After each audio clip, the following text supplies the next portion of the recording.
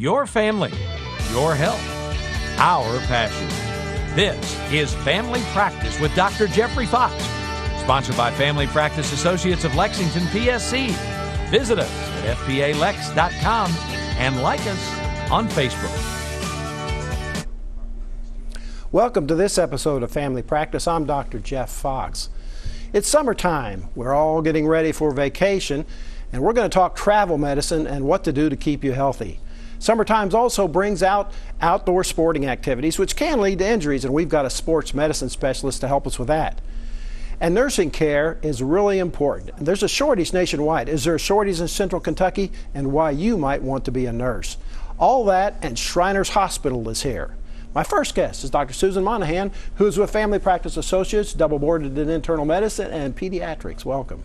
Thank you very much. Glad to be here. You just briefly told me you've been traveling, so you're ready to talk about this. Travel medicine, like, what's something good to start with? What do we need to know right off the bat?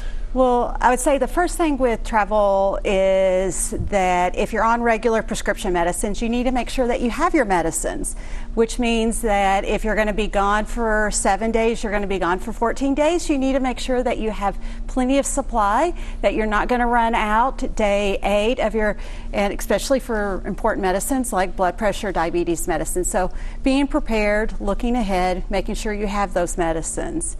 The other thing that's really important is if you are traveling and you're flying, that your medicines need to be in your carry-on. Because if they're not in your carry-on, you may not have them with you when you get to your destination. Maybe always a good idea to have a few extra days in case you get stuck. Absolutely, absolutely. Are there any other medicines you may want to consider taking with you that aren't necessarily prescription? Yes, so a lot of times if people are traveling, even by car, or if they're, flying, certain medicines that may come up, allergy medicines, antihistamines, sometimes like a topical over-the-counter steroid cream is good to have. If you have issues with motion sickness and you're getting ready to go on a cruise, you probably want to have some medication before you find out how good your stomach is. So those things are really important.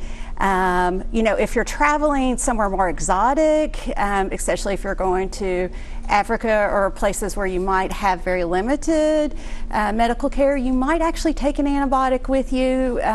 That's something you would have to discuss with your primary care doctor. So it's a good idea if you're going somewhere exotic or you're unsure, you probably should talk to your doctor about some medicines, prescription medicines you may want to take with you, especially for diseases that may be endemic to where you're going.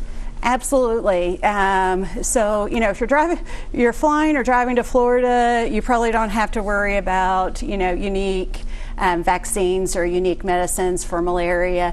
But if you're going to, Africa, or if you're going to some other, more third world countries or that have different climates, you might have to worry about malaria and some other vaccines that we don't typically do here in the United States. And there are some medicines you can take for malaria that you kind of need to start a little bit before you go. Absolutely. So if you're planning something that's a little bit more exotic, you need to plan ahead. So that means you need to see your provider probably a month or two before you head on that trip so that you can work on getting the vaccines and getting the medications. Now you mentioned vaccines. All vaccines are important. Anything specific?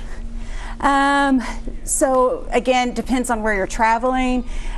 So those would be very specific to which country you're going to, but if it's flu season, we want you vaccinated for flu, and then for COVID, for those, we want you to be boosted as much as you can. All right. And that also depends on when you're going, and you can sometimes look a lot of this information up on cdc.gov. Absolutely. All right. Now, if you're going to be in a plane or in a car for a long period of time, your legs are not going to be moving, is there a risk of blood clot? There is, especially for people who have had blood clots or may have clotting factors. So one of the things that we tell people to do is if you're on an airplane, it's not a bad idea to wear compression socks, and the plane's usually cold anyway. Or if you're driving, if you don't wear the compression socks, to try to get out of the car about every 2 hours. Just do a few minutes of stretching, walking around gas station through there, and that can really significantly reduce your risk of a blood clot. That's great information. We appreciate you coming in, and thank you for the care you give the patients. Thank you. And if you're going on vacation, make sure you're up to date with all your healthcare information. We'll be right back.